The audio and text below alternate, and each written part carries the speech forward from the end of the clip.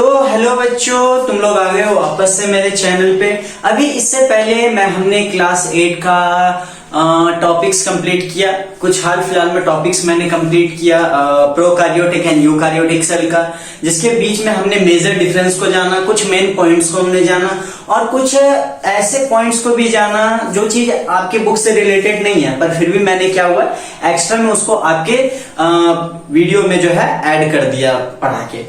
अब इसके आगे जो सेकंड लास्ट टॉपिक है वो आपका क्या है, components of the cell. Components of the cell आपका क्या है, सेकंड लास्ट टॉपिक आपके सेल चैप्टर का है, जिसमें हम लोग क्या करेंगे, सेल के अंदर क्या क्या कंपोनेंट्स होता है जिसकी वजह से हमारा सेल क्या है, लाइव है, हमारा सेल क्या है, जीवित है। ठीक है, इसमें क्या क्या मेजर कंपोनेंट्स होता है, क्या क्या अच्छे तरीके, जितना भी कंपोनेंट्स होता है हम लोग क्या करेंगे उसके बारे में जानेंगे, इसके बारे में पढ़ेंगे। अब वो कंपोनेंट्स कौन कौन सा है, ये कंपोनेंट्स यहाँ पे आपको मैंने लिख दिया है। सिंपल सा बात है, जो जो हम लोग कंपोनेंट्स पढ़ते जाएंगे इस पे हमने टिक लगाते जाएंगे, अपन सब टिक लगाते जाएंगे इस पे, और जितना चीज उसके बारे में एक्सप्लेन करके हम लोग पढ़ेंगे वो इधर साइड रहेगा। ठीक है, ये चीज हम लोग क्या करेंगे, यहाँ पे पढ़ना शुरू कर देंगे। अब जाहिर सा बात है, धीरे धीरे करके हम लोग जितना टॉपिक्स यहाँ कंप्लीट करेंगे इसमें टिक करते जाएंगे और यहाँ पे मैं आपको बताते जाऊंगा। इसके बाद जो टॉपिक स्टार्ट होगा वो हमारा क्या होगा, प्लांट सेल और एनिमल सेल, जिसमें मैं आपको प्रॉपर डायग्राम बता के बनाऊंगा। ठीक है, मैं मतलब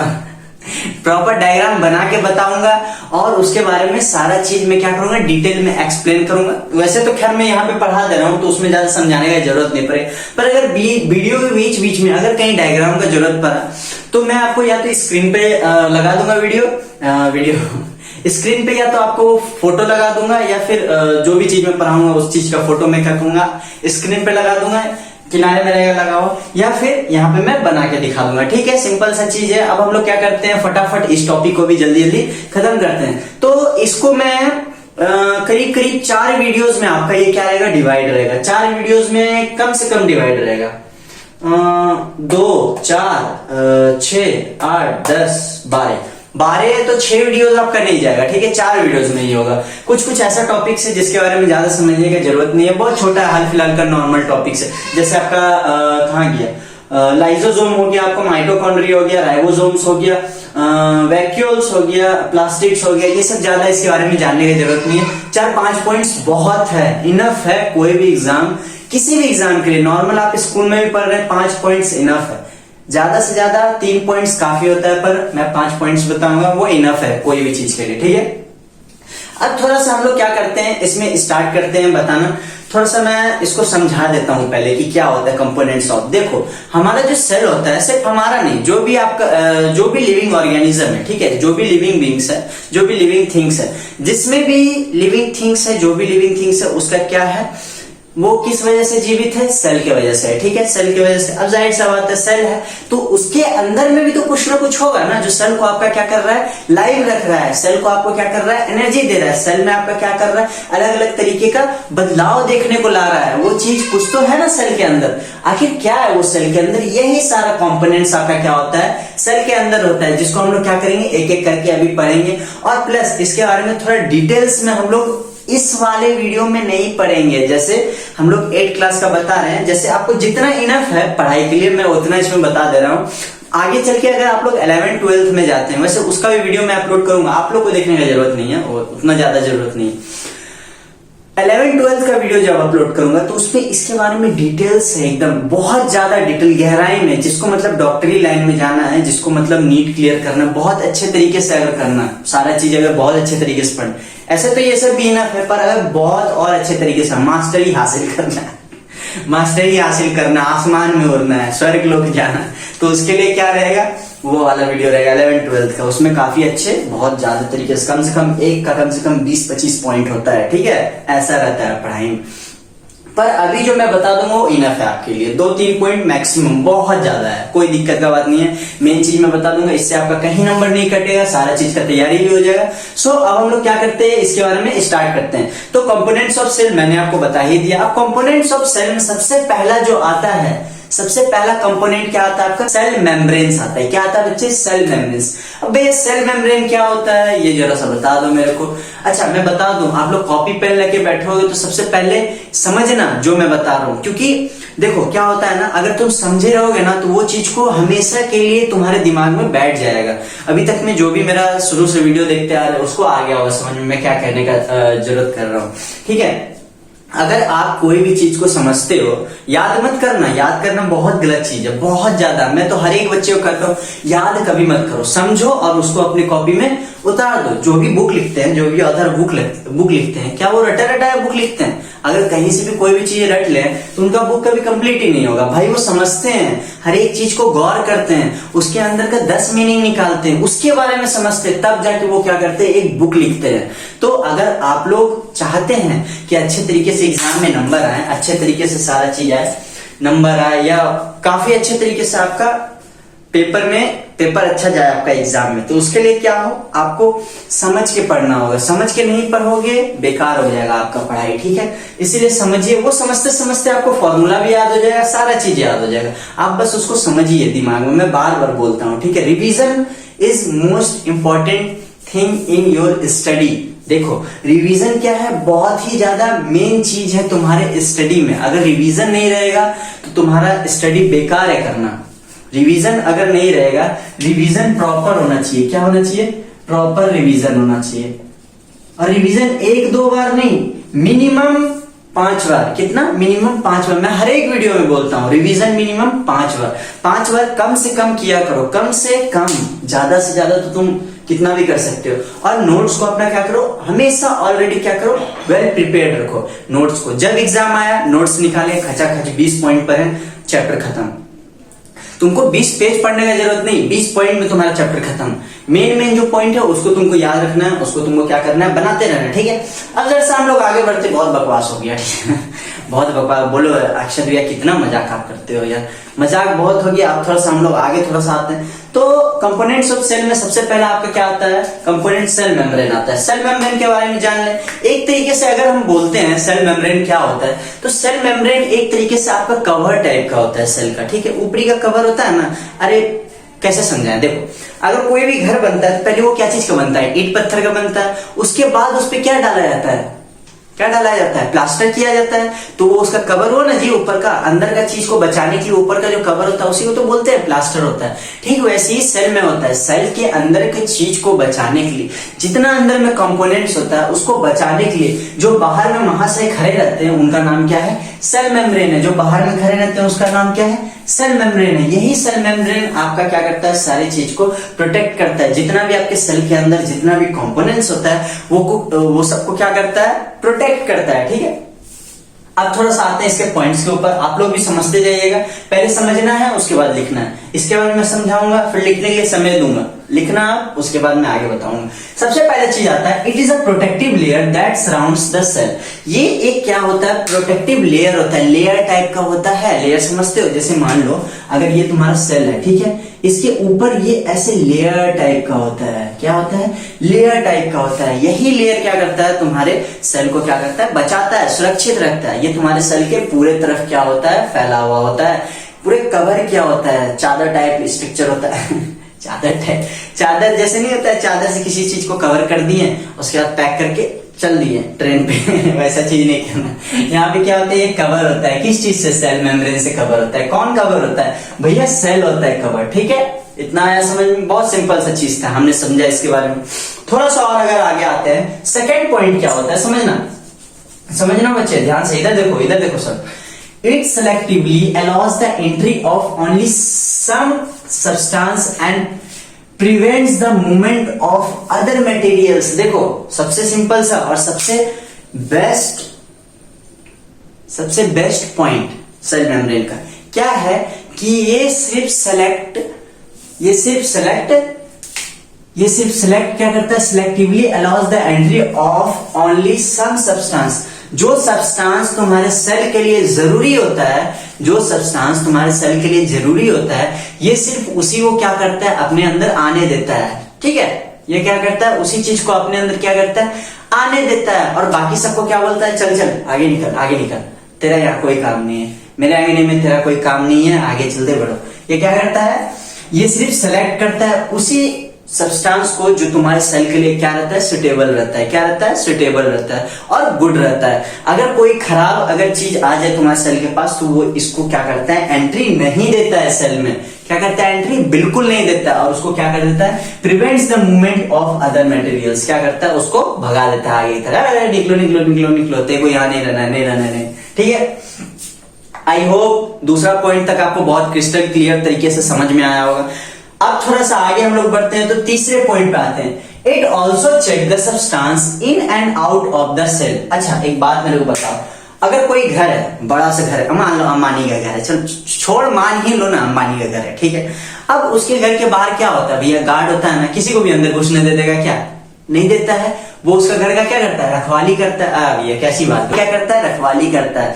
जब रखवाली करता है कि कोई चोर या चक्का नहीं घुस जाए अंदर, ठीक है, तो वो क्या करता है, पूरे घर का क्या करता है, रखवाली करता है, किसको अंदर जाना है, किसको अंदर नहीं जाना है, अपना आईडी पासपोर्ट दिखाओ, ये दिखाओ, वो दिखाओ, दिमाग खराब, वो सारा चीज क्या करता है यहाँ पे सेल मेम्ब्रेन भी करता है सेल में, कि ये क्या करता है, एक गार्ड के तरीके का काम करता है। ठीक है, कि किस चीज को अंदर भेजना है, किस चीज को नहीं भेजना है, वो कौन डिसाइड करता है, कौन डिसाइड करता है, तुम्हारा सेल मेम्ब्रेन डिसाइड करता है। कौन डिसाइड करता है बच्चे, सेल मेम्ब्रेन तुम्हारा क्या करता है, डिसाइड करता है। और ये चेक भी करता है कि क्या गया अंदर और क्या नहीं गया। ठीक है, इतना समझना है दिमाग में।